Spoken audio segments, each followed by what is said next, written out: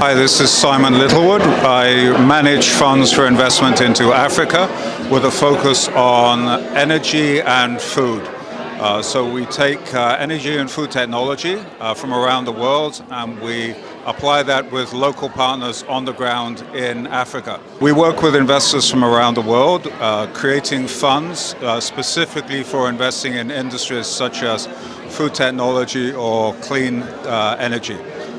So we've run funds out of places like Singapore and Hong Kong, and in the last 18 months we've moved into the US. We're creating both traditional funds, issuing shares, and tokenizing transactions and creating digital funds as well. A whole range of funds for everything from startup to more developed infrastructure projects, working alongside infrastructure agencies, philanthropic things, so doing water projects, energy projects, infrastructure alongside DFC and other organizations, and then smaller projects in things like fintech, where we're working with private equity groups from around the world.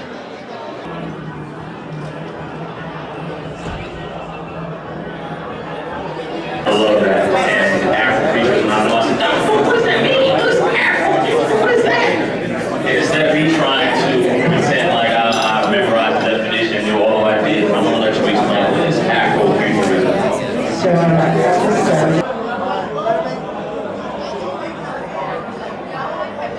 Alright, I'm gonna do the camera quick. Alright, everybody right up there? Right over here. Last one. Right. Little Johnny in India. And talking with little Mikey in South Africa. Enjoy this panel tonight. Just give you an insight. Now, tonight is going to be a very, very action-packed night. Let me introduce myself. My name is Ntim.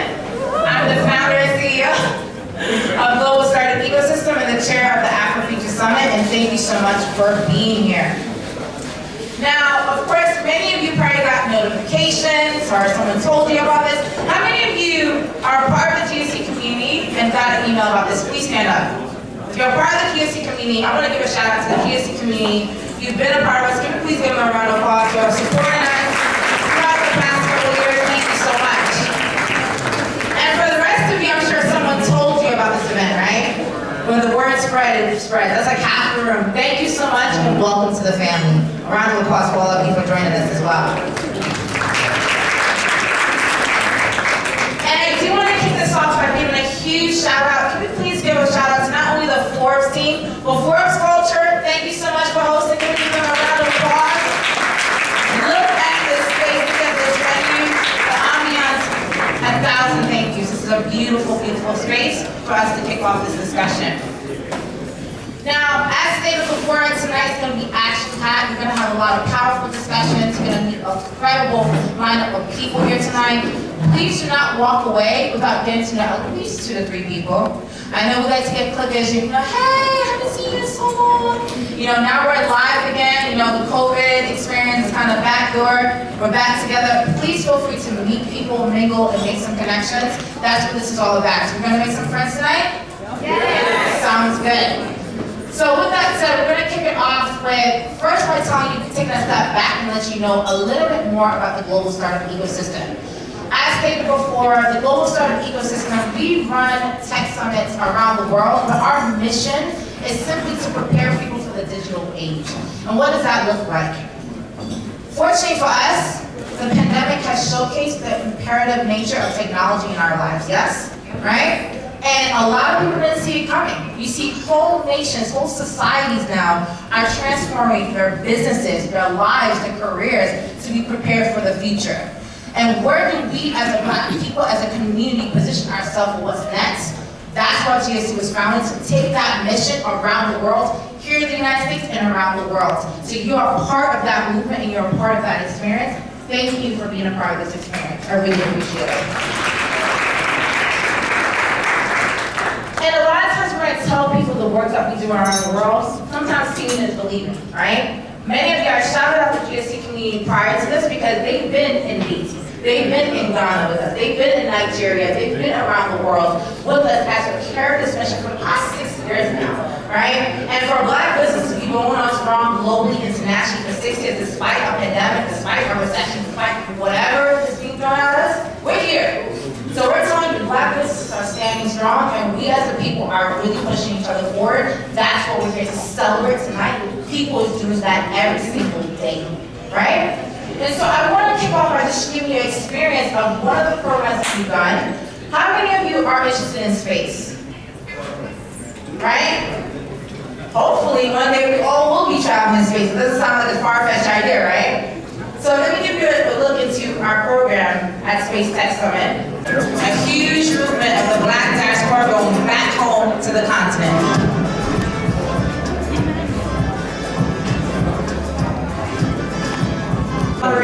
A summit or a gala like this, we are very, very active in the Black community and continue to do so in many different ways, right? And so again, employees who really enjoy this experience, here we are for the Afro Future SummiAwards Gala. Let's kick this off.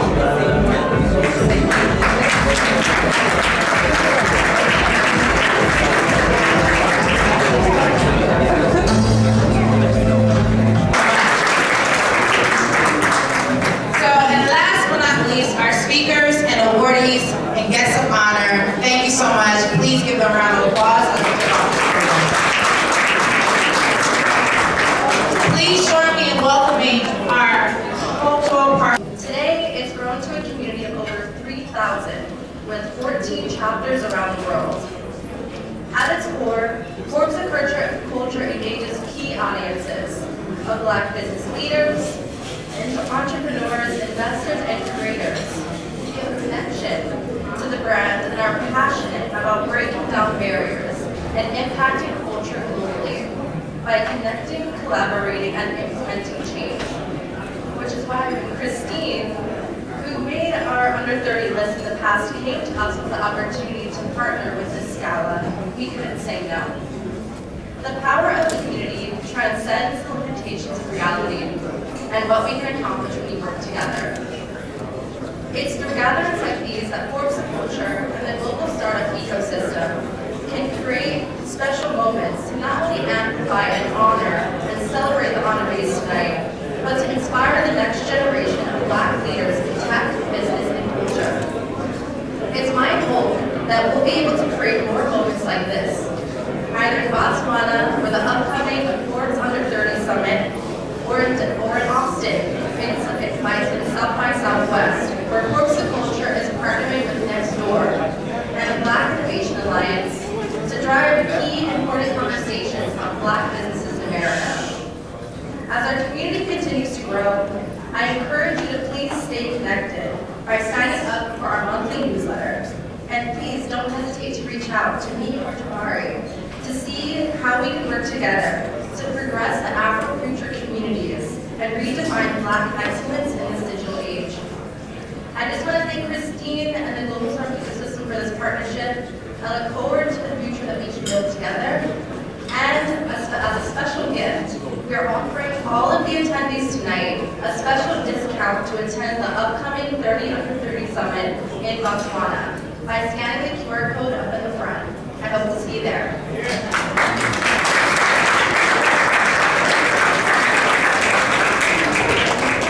Thank you so much. And again, a huge thank you to Forbes for partnering with us with this program, Forbes Culture.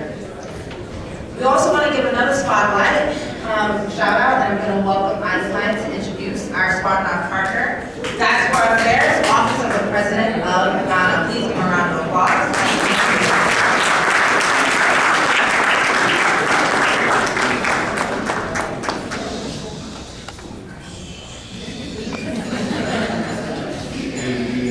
You're here. Thank you all for coming. You all look quite beautiful today. I'm really impressed and proud to see you all in the room today. Can we get one more for everybody in the room? There's going to be a lot more features and highlights about people who are here today. But I wanted to welcome my personal director, because right now I work at the Diaspora Affairs Office of the President. And for those who don't know, my name is Einstein, Ntim. I'm the chair of the board as well, where we try to get more people to be informed about technology, innovation, and the future. especially people in emerging markets and people from the black community as well. Right? And to kind of showcase the importance of why it's important for us to get connected back to our community. Me personally, I grew up in the UK, and my first foray back to Ghana as an adult was at the Homecoming Summit, which was organized by the Diaspora Affairs Office of the President, where they sort of do these incredible programs to bring people back home and help to champion folks to engage back with the motherland and the continent. And for me, an enormous amount of gratitude and just appreciation for the office and for the director who made that program happen specifically. So I want to just quickly pause and welcome the Director of Diaspora Affairs to come by and just give a few remarks to all of you who've been here about what the office is doing and how important diaspora engagement is to the world. So to help me welcome the Director, Akwasi Ababio.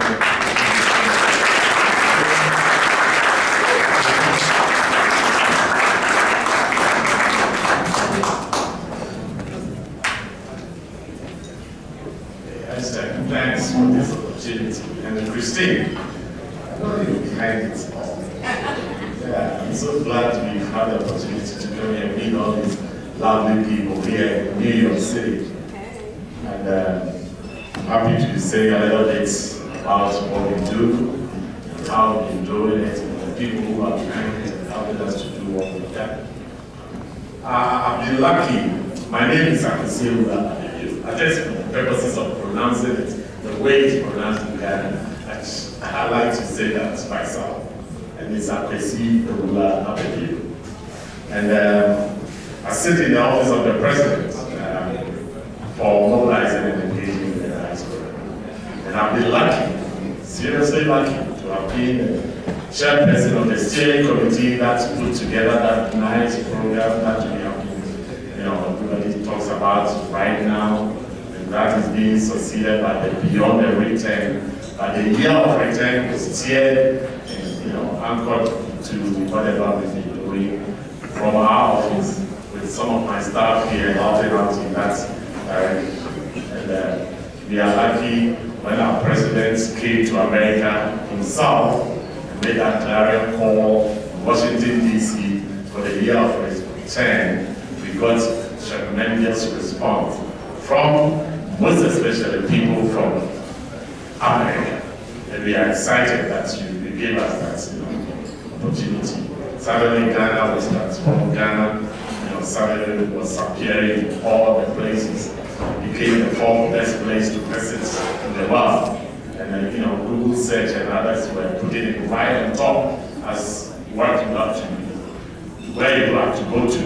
And I'm excited that some of the things that we've been doing in office, which is essentially to make sure that we can engage with the diaspora, has brought us here today.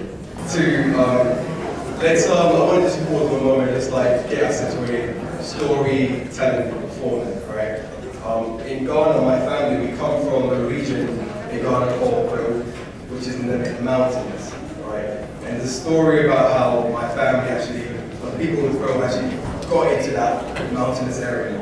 Basically, there was a big empire in the Ghana region called the Ashanti Empire. And I didn't really know about the Ashanti Empire for events. What made the Ashanti Empire quite prolific was they were quite efficient when it came to expansion. And what they would do is they use an economic format called comparative advantage. And for those of my economists in the room, what that means is they pick a region and they can dedicate it to a certain task. So they have a region the size of New York City, dedicated purely to agriculture. A region dedicated purely to fishery. A region dedicated purely to blacksmith work, just like to every aspect of economic development, right? And they use it to kind of... Well, right now, I'd like to bring to the stage my guest, and a guest of you all, Dr. Ayisha Coleman, who is a Chief Diversity Officer at NYU, for our panel to discuss influencing, the role of Black influencers in today's digital society, how far it can take us, the value of it, changing policy, changing public narrative. It's a very good conversation. I know I had a great time speaking to Dr. Coleman just on the phone, and we was on for like 30 minutes, so I know this conversation will extend that much. And for the people at the bar, the people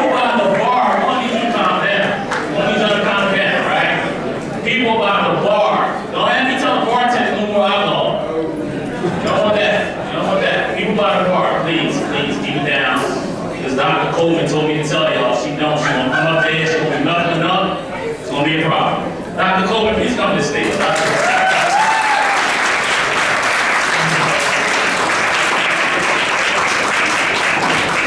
This is my first Afro Future Summit, and I hope this is the first of many. Someone was just telling me they might do one in Africa in October, and I'm like, really? Let's do it! Where we won't get the money at, that's a different story, but we're gonna try to make it happen. But anyway, tonight, talking about influencers, right? Because when you pick up your phone now, like everybody got their phone out, right? Looking, you go on social media, you go on Twitter, there's Instagram, you just see it. The influencers, there you are, in your face, putting videos out, doing it all, right?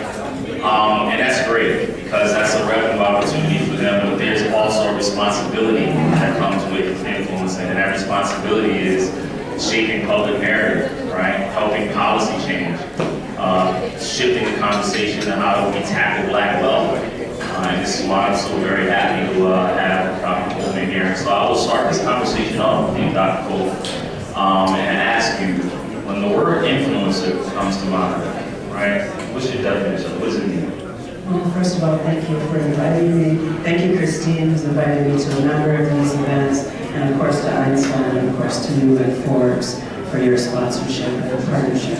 When I think about influence, I think about Black economics, I think about innovation, I think about excellence, I think about the ways in which there's future possibilities that have yet to be imagined.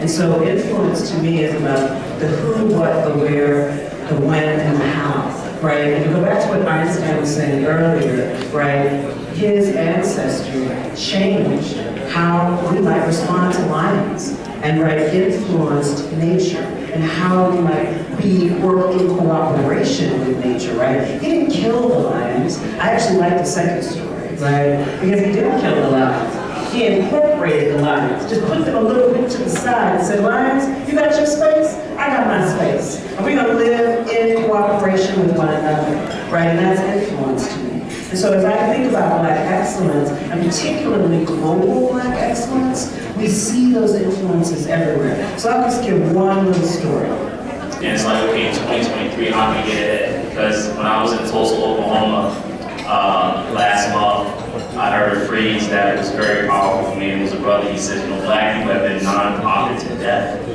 right? What about for-profit, right? How do we make money from our body? How do we make money from our ecosystem? How do we make more money from the social influence and all of the digital age? What do you find of the academia that we take to that? And by the way, I teach in business school, don't get it twisted now. I'm all about the capital. So I had to ask you about the money. You know, about the money, all day, every day. And so when we think about the economics, right, and I think this is why I said that about the asset model, is that we have to really dig into these assets, and I think far too long. I like to use New Zealand as an example, Auckland, New Zealand, because Auckland, New Zealand was a place, right, if you've been in New Zealand, the ancestry there was very European white, very from the north to the south. And now if you're in Auckland, it's 3/5 people of color. People of color that nobody's ever heard of. People from Africa, people all from these different regions. And what are we seeing? The economic shift of that country as a result. And so that is where when I think, first of all, we've got demography on our side. It's just shifting. Now, I also know there's something called apartheid in South Africa. So I do know that we have to really dig down deep and think about the politics and the economics. So how do we leverage, right, that power of the demography? And I think that's global multi-sector partnerships, right? We sometimes exist in these narrow, sort of siloed situations. And unless we can really begin to do these multi-sector and multi-dimensional partnerships, I have partnerships, I know you're gonna ask me this, but I'll just say this now. I got partnerships in Africa, in South Africa, right, with universities, but also with government, and also with multinational corporations and NGOs. And that's what it's gonna take to shift not just narrative, but economic possibilities. I wish it was just corporate America alone. I wish corporate America could do it alone. But one of the things that you asked me before about higher education, do you know corporate America cites all the time? Harvard Business Review, Princeton, whatever. right? Higher education studies. And that's why I said that link between the production of knowledge and this production of economics and wealth. There is a direct line. And so those partnerships are needed to actually reverse and recorrect the ways and the directions that we've been having. But what we've been trying to do is, okay, higher education, let's educate some people. Corporate America, let's put $5 million in the black. So I want to kick off this section by saying that these are honorable mentions. I mean, I can't begin to tell you how amazing these influences are that we're about to kick off and honor and showcase tonight. I'll start with our first honoree of the night. Can we please, energy, and can we please give some respect in the room? If you can hear me, clap once. If you can hear me, clap twice. If you can hear me, clap once, clap twice. Clap once, clap twice. Be here. Awesome.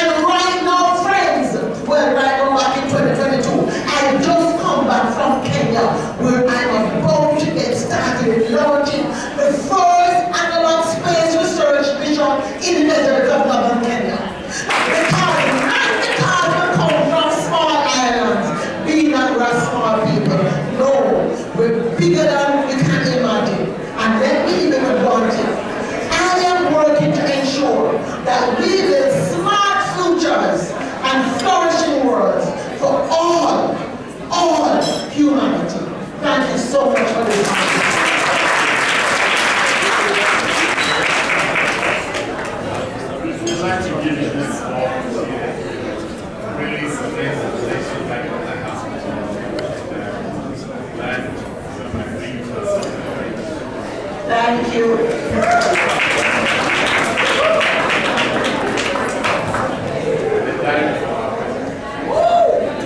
Thank you. Another round of applause for Dr. Claire Nelson.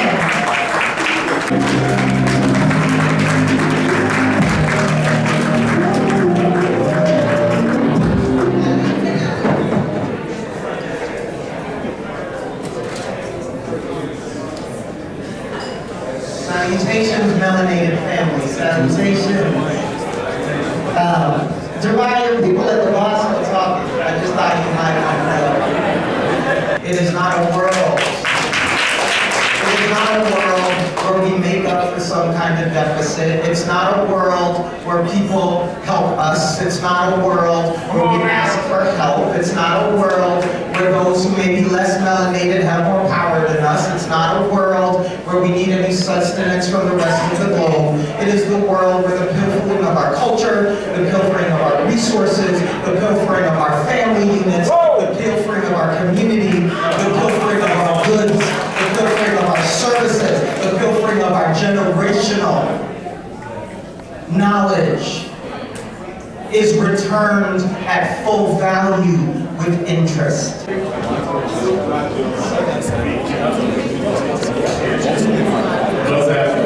What we did in Ghana, which is the young percent, actually started with